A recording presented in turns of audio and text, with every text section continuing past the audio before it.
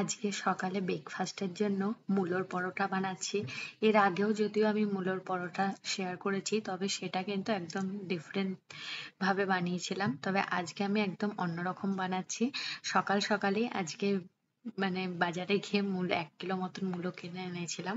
তো আজকে যে পরোটাটা বানাচ্ছি না, এটা যদি যারা পরোটা ফোলাতে পারে না বা পরোটা ফোলে না, এই পরোটা যদি এইভাবে বানিয়ে দেখবেন, পরোটা না ফুললেও কিন্তু খুব নরম থাকবে। ঠান্ডা হয়ে যাওয়ার পরেও এটা নরম থাকবে। তো আমি এখানে সাদা মূলো ইউজ করেছি। পরোটা বানানোর জন্য আমি সাধারণত সাদা মূলো ইউজ করে থাকি। আপনারা লালও করতে পারেন, সেটা আপনাদের ব্যাপার। এবার প্রথমে 1 কিলো মতন আমি মূলো কিনে এনেছিলাম। তো এই মূলোর যে পাতা ডাঁটা অংশটা, সেটা কিন্তু কেটে দেবো। এই শাকটা আপনি অন্যভাবে শাক করেও খেতে পারেন। শাকটা কিন্তু ভালোই আছে, আমিও রেখে দিলাম, অন্য সময় বানিয়ে নেবো। তো প্রথমে মূলোর ডাঁটা আর পাতাগুলো আলাদা করে এর খোসাগুলো প্রথমে ছাড়িয়ে নিতে হবে। খোসাগুলো ছাড়িয়ে তারপর মূলোর যে দু সাইড কেটে নিয়ে ভালো করে আগে ধুয়ে নেব। তারপরেই কিন্তু মূলোটাকে গ্রেট করে নেব। গ্রেট করার সময় মনে রাখবেন বড় সাইজের গ্রেটার ইউজ করবেন। যদি খুব ছোট সাইজের গ্রেটার ইউজ করেন তো একদম মূলোর পেস্ট বেনে যাবে। মূলোর পেস্ট দিয়ে কিন্তু এই স্টাফিংটা তৈরি হবে না, তাই মনে রাখবেন বড় সাইজের গ্রেটার ইউজ করার জন্য। তো দেখুন, সমস্ত মূলোগুলোই কিন্তু আমি খোসাটা ছাড়িয়ে নিয়েছি। এবার দুই প্রান্তই সবকটা কেটে নিচ্ছি। এরপর ভালো করে ধুয়ে নেব। আগেই ধুয়ে নেব, গ্রেট করার পর কিন্তু ধুলে চলবে না। আর মনে রাখবেন মূলোর মধ্যে কিন্তু, হয়তো আপনারা সবাই জানেন, মূলোর মধ্যে অনেক জল থাকে, অনেক পরিমাণ জল থাকে। তো সেই কারণে যদি জলটা একদম শুকনো না করে নেওয়া হয়, তাতে কিন্তু পরোটা তৈরি করা যাবে না। তো প্রথমে একটা বড় গ্রেটারের সাহায্যে এক এক করে সবকটা মূলো কিন্তু আমি গ্রেট করে নিয়েছি। দেখুন ঠিক এইরকম ভাবে।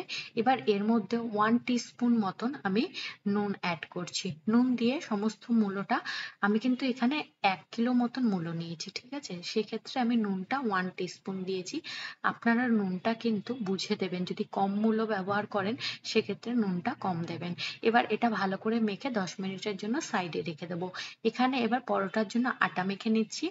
আমি তো আটা মেশিনে মাখি, তবে আপনি হাত দিয়ে যদি মাখেন, তো সেক্ষেত্রে প্রথমে আমি নুন আর আটাটা, আমি কিন্তু এখানে 4 থেকে 5 কাপ মতন আটা দিয়েছি, তার সাথে নুন প্রথমে হাত দিয়ে মেখে নেবেন। তারপর অল্প অল্প জলের সাহায্যে, যেমন রুটি আমরা রুটি মাখি, রুটির আটা মাখি, ঠিক সেইভাবেই কিন্তু আটাটা মেখে নিতে হবে।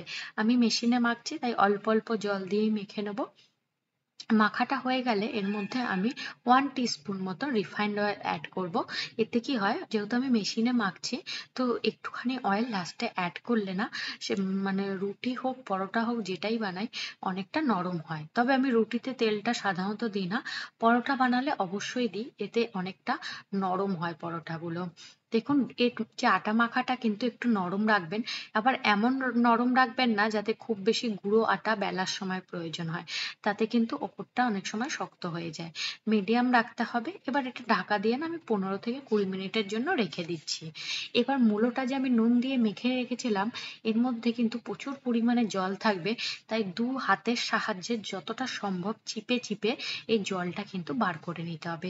এর সব থেকে ভালো পদ্ধতি হচ্ছে, যদি আপনার কাছে কোনো সুতির কাপড় থাকে, সেই কাপড়ের মধ্যে মূলোগুলো ঢেলে দিয়ে সবকিছু একবারে ভালো করে ওটা প্রেস করে জলটা বার করে দিতে হবে। ঠিক যেমন আমরা রসগোল্লা বানানোর সময় বা যে কোনো ছানার সন্দেশ বা কিছু বানানোর সময় ছানা যখন দুধ থেকে ছানাটা কাটিয়ে যেমন একটা কাপড়ের মধ্যে নিয়ে জলটা বার করি, ঠিক সেই প্রসেসে করলে কিন্তু জলটা খুব ভালো মতন বেরিয়ে যায়। দেখুন যতটা আমার হয়েছে, জলটা যতটা আমার দ্বারা হয়েছে জলটা আমি বার করে নিয়েছি। এবার এখানে আদা বাটা, কাঁচা লঙ্কা বাটা, এটা হচ্ছে ধনে, রোস্টেড ধনে, আমি এটাকে আধা ভাঙা করে কিন্তু পাউডার করে রেখেছি। এগুলো আমি ঘরে বানিয়েই রাখি আগে থেকে, তাতে আমার কাজগুলো একটু সুবিধা হয়। তার সাথে আমচুর পাউডার আর সামান্য একটু গরম মশলা, আর তার সাথে ধনেপাতা কুচি। এখানে আপনি চাইলে আদা কুচি, কাঁচা লঙ্কা কুচিও দিতে পারেন, তবে আমি এই পেস্টগুলো আগে থেকেই ঘরে বানিয়ে রাখি, তাতে আমার কাজটা একটু সুবিধা হয়, সেই কারণে আমি পেস্ট দিলাম। আর লাস্টে এটাও আমার ঘরে বানানো বুন্দি। এই বুন্দিটা কিন্তু একটু ঝাল আছে, একটু নোনতা বুন্দি, রায়তার জন্য আমি ঘরে বানিয়ে রাখি। তো এই বুন্দিটা কিন্তু আমি এর মধ্যে দিয়ে দেবো। এতে কি হবে, যে মূলোর মধ্যে যে ময়েশ্চার আছে, তো ময়েশ্চারটা অনেকটাই টেনে নেবে, কারণ বুন্দিটা হচ্ছে বেসনে বানানো। আপনি চাইলে ঝুরি ভাজাও হাতের মধ্যে এরকম পাউডার মতন করে দিয়ে দিতে পারেন। তো এবার যে আটাটা আমি মেখে রেখে দিয়েছিলাম, সেই আটাটা এবার 2 থেকে 3 মিনিট মতন আরেকবার মেখে নেব। আর এরকম পরোটার জন্য ছোট ছোট ডো কেটে নেব। আপনি ছোট বড় আপনি যেই সাইজের পরোটা করতে চান সেই সাইজের ডো কেটে নেবেন। আমি কিন্তু খুব বেশি বড় করব না, আজকে ছোট ছোটই পরোটা বানাবো, কারণ মূলোর পরোটা কিন্তু বেশি সময় স্টাফিংটা পেকে যাওয়ার একটা সম্ভাবনা থাকে, যেহেতু মূলোর মধ্যে কিন্তু অনেকটা পরিমাণ জল থাকে। তবে অনেক টাইপের বানানো যায়। আজকে আমি এরকম কাঁচা মূলো দিয়েই পরোটাটা বানাবো। এবার একটা ডোকে হাতের সাহায্যে গোল করে নিয়ে শুকনো আটার সাহায্যে এমন ভাবে বেলতে হবে যাতে চারপাশটা পাতলা থাকে কিন্তু মাঝখানের অংশটা কিন্তু মোটা থাকে। মিডিলটা কিন্তু আমার মোটা আছে। এটা লুচির আকারে বানিয়ে নেব। তারপর মাঝখানটা অবশ্যই মোটা রাখবেন আর চারপাশটা একটু পাতলা রাখবেন। তার মিডিলে কিন্তু স্টাফিংটা আমি দিয়ে দিলাম। এরপর যেরকম দেখুন কুচি, যেমন শাড়ির কুচি দেয় যেমন প্লেট, বা মোমো যেরকম প্লেট দিয়ে বানায়, ঠিক সেইভাবে এরকম কুচি কুচি দিয়ে মুখটা কিন্তু এরকম বন্ধ করে দেবো। যে এক্সট্রা আটা আমি কিন্তু বার করি না সাধারণত, তবে আপনার কাছে যদি ওপরে মুখটা বন্ধ করার সময় প্রচুর পরিমাণে এক্সট্রা আটা থাকে, সেই ক্ষেত্রে কিন্তু ওটা বাদ দিতে পারেন। মুখটা ভালো করে বন্ধ করে নিয়ে শুকনো আটার সাহায্যে আরেকবার কিন্তু বেলে নেব। খুব হালকা, খুব বেশি গায়ের জোরে প্রেস দিয়ে কিন্তু বেলা যাবে না, তাতে কিন্তু ফেটে যাবে বা ফেটে কিন্তু স্টাফিংটা বেরিয়ে আসবে। যেহেতু মূলোর মধ্যে অনেকটাই কিন্তু যতই জল চিপে নিই তারপরেও কিন্তু একটা ময়েশ্চার থাকে। তো হালকা হাতে বেলে নেবেন, আর সামান্য একটু স্টাফিং বেরিয়ে গেলে অসুবিধা নেই, তাতে খেতে বেশ ভালোই লাগে, খারাপ লাগে না। তো আমার কিন্তু পরোটা হোক লুচি হোক, আমি আগের ভিডিওতেও শেয়ার করেছি যে আমার প্রথম পরোটা বা লুচি যেটাই হোক, রুটি খুব একটা বেশি ভালো কিন্তু ফোলে না।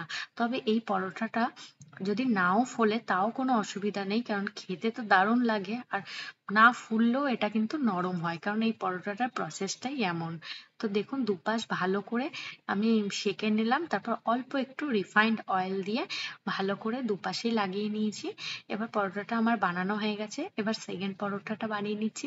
আমি এক এক করে সবকটা পরোটা বানিয়ে নেব, তবে সবকটা তো আর ভিডিওর মধ্যে অ্যাড করলে ভিডিওটা অনেক বড় হয়ে যাবে, সেই কারণে আমি দুটো পরোটাই বানিয়ে দেখেছি। দেখুন পরোটাটা বেলা হয়ে গেছে। এবার কিন্তু আমি দুপাশ ভালো করে সেঁকে নেবো একদম মিডিয়াম ফ্লেমে। আর তেল দেওয়ার সময় ফ্লেমটা কিন্তু আমি হাই করে নেব। আমি কিন্তু খুব বেশি তেলে পরোটা বানাই না সাধারণত, দেখেই থাকবেন হয়তো যারা আমার পরোটার ভিডিওগুলো দেখে থাকবেন। আর দেখুন দুপাশটা ওই একটুখানি তেল দিয়ে দুপাশটা ভালো করে সেঁকে নেব। এই পরোটাগুলো কিন্তু ঠান্ডা হয়ে যাওয়ার পরেও খুব নরম থাকে, শুধু একটু ঢাকা দিয়ে রেখে দিতে হবে। তো এই মূলোর পরোটা এই পদ্ধতিতে একবার বানিয়ে খেয়ে দেখবেন। এর মধ্যে কিন্তু মশলার খুব একটা স্ট্রং ফ্লেভার কিন্তু পাওয়া যায় না, বেশিরভাগটা মূলোরই একটা গন্ধ থাকে। যারা মূলো অনেকে আছে পছন্দ করেন না, তাদের হয়তো ভালো লাগবে না, যারা মূলোই পছন্দ করেন না। কিন্তু যারা মূলো খেতে পছন্দ করেন তারা এই পরোটাটা একবার বানিয়ে দেখবেন। এই পরোটার সাথে আজকে আমি আচার সাথেই সার্ভ করব, কোনো রকম সবজি বানাইনি। তবে এই আচার দিয়ে, এই মিক্স যে আচার, এই রেসিপি আমার ভিডিও চ্যানেলে অলরেডি আপলোড আছে, চাইলে দেখতে পারেন।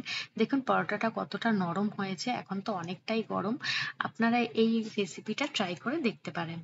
যারা অবশ্যই মূলো খেতে পছন্দ করেন তারা এই পরোটাটা বানিয়ে দেখতে পারেন।